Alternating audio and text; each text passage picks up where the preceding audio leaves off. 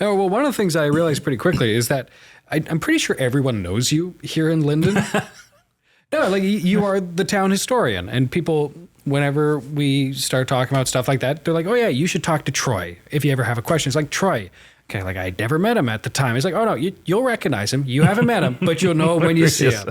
And like, you got a whole bowler hat, you got a good look to you. It's distinctive, and I appreciate it. Oh, well, thank you. Thank you. I hate to say it began as oddly just a promotional thing for the museum when I first started there. Then found out that there's a reason that the pioneers wore clothing like this. It's really practical, especially in the Pacific Northwest. I mean, you can give me all your REI stuff, everything along those lines, and oddly, I'll take a good frock coat with a high collar, a bowler hat, a vest, and a good high collared button-up shirt any day over that here. It works. I give myself 10 years before I start sporting the exact same thing. Really. Right. Okay, so can you tell us a little bit about your journey, though? Because you spent 25 years in a specific field, and then you transition into becoming the general manager of a bookstore. Why was that? Well, to answer that specific question, which is more sort of what is the transitional portion of that journey, because that journey from beginning to and getting through to starting at the museum is really a first important step in the realization of my career. Sure. I guess I'm not going to say my career, my adult life and the wishes that I want for my adult life. But the transition for the museum to a bookseller, it's sort of funny in that I hadn't realized it at the time. But in coming back to bookselling, I was also transitioning from another aspect of curation. So really, instead of calling my career one of being a bookseller or one of being a museum director, curator, my career is one of curation. Interesting. I have spent my career finding and assembling material collections of things that I think people are of interest or that people would like me to assemble as those collections. And then I've either kept them and preserved them or sold them to you. There we go. So then what about a bookstore was inspiring? Because clearly lover of history, lover of reading, I imagine, too. Been an avid reader, and it is... it's something stories have always nagged me. It's ever since the beginning of my life. I've loved stories. And oddly, the one thing I've found interesting is that the more absurd the story or the more out there the story, the more for me realistic it is because I don't know. There's just the one thing I found is that with history is that the best authors in the world couldn't come up with the things that happen naturally. I mean, life is so deliciously absurd at times that you just have to sit back and just laugh and just say, dear Lord, I can't even believe this is actually happening. I'm lucky enough to know about it. So that's really sort of what the curation became ostensibly in my life was before I even thought about making a career out of anything. I just wanted to collect unique experiences and somehow was drawn to the field of anthropology and archaeology to accomplish that, which has now led to where I am today. I'm glad that you brought up the oddly humorous angle to history because I'm 100% on the same boat there with you. I remember a few years ago, I read the Gulag Archipelago because I wanted to have a bad time. I wanted to feel bad. Right. Yeah. But one of the things I didn't expect, because I knew it was going to be gut-wrenching, it was going to be just this brutal examination of an awful time of human history. But I didn't expect it to be funny. And not in like a ha-ha, that's a good joke kind of way, but it's just so absurd that you go, how did this happen? Exactly. I mean, it's you try to somehow conceive of all the events that managed to lead up to that one particular instance, that one moment that you look at, and there's just it's simply beyond human conception. And I think that's one of the things that I've always been a fan of really esoteric, far out philosophical thoughts. And one of those that just absolutely continuously, I'm going to say plagues me because I think about it regularly, at least weekly, and in an effort to understand it. And that's the idea of an accession event. It's a term that was coined by an author, Ian Banks, back in the 1980s. He wrote a beautiful series of novels about the culture, which was basically humanity progressed to its finest with artificial intelligence, and yet humanity is relevant still among it. And, somehow, for lack of a better idea, paradise has been reached within the galaxy.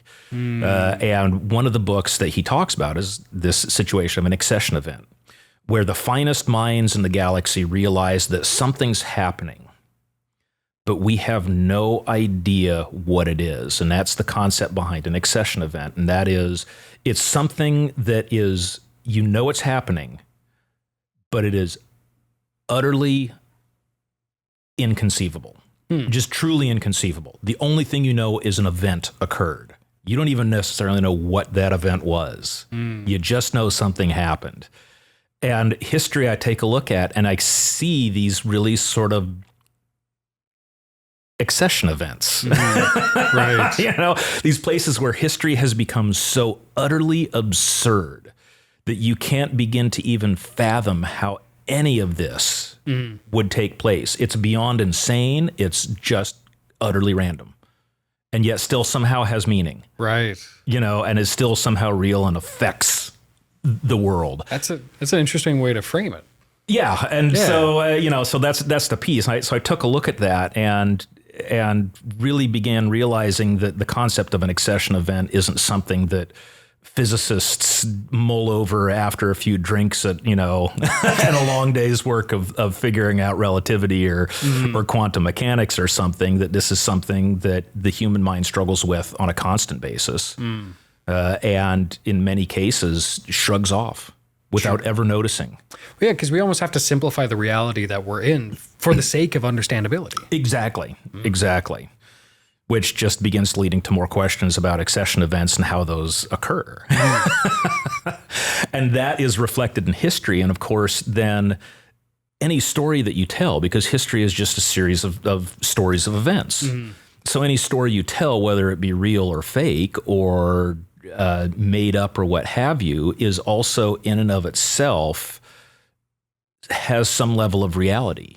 And can you conceive then of a book written that is in and of itself an accession event, a book that is profound, meaningful, and yet utterly undecipherable? I that's fascinating, because there was I had two thoughts at the same time, and so having to disseminate between the two of them. But I remember I was listening to, it was Jordan Peterson. I know he's a bit of a controversial figure for some, but he had this line that I really liked and it's annoying, really, but someone asked him, but do you think, I think it was about the Bible specifically, do you think the Bible is true? He's like, well, what do you mean by true? Which is such a frustrating answer. But then at the same time, this is the other thought. Because I saw a meme once, and it was looking at historians for World War II. And they're like, the death count was between this much, and they fought for these days, but this account differs, and that account differs, and the battle might have never happened, the motivations, you gotta count that. Then you go back to Herodotus, and he's like, I could tell you the exact number of men, I can record an entire speech that goes on for hours, I could tell you everything, and that's the truth. Is it probably a bit simplified? Yeah, maybe some things are hyperbolic, but you know what? The essence of it is true. And it messes with the way that you see history, because you gotta understand that history has changed.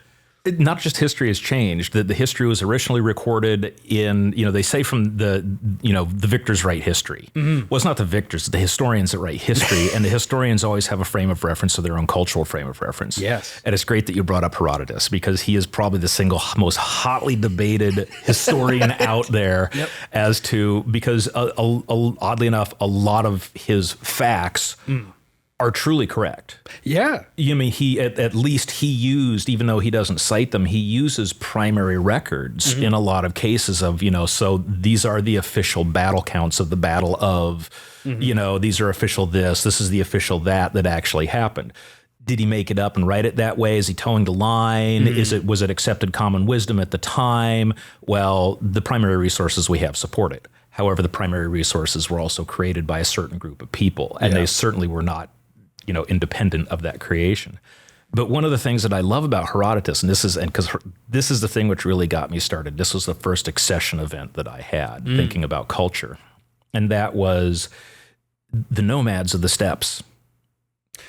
The late Bronze and early Iron Age steppe cultures that were beginning to flood from Central Asia into the Middle East and into Eastern Europe at the time. The Sarmatians were one of the first. The Scythians, my personal favorites, the ultimate party crowd, and they absolutely turned the world of the Mediterranean on its head because the culture was so different.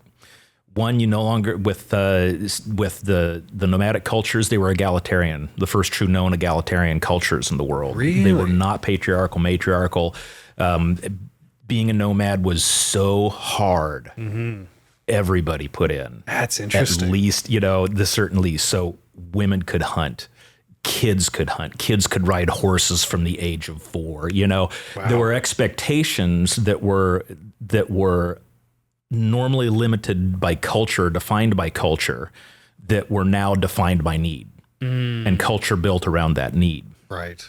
Okay. And Herodotus makes up the concept of the Amazons based upon the Scythians and the Sarmatians, because the first Greeks that began to go over to sort of see what were going on, Greece was attempting, especially Athens, trying to colonize the Black Sea area at this point.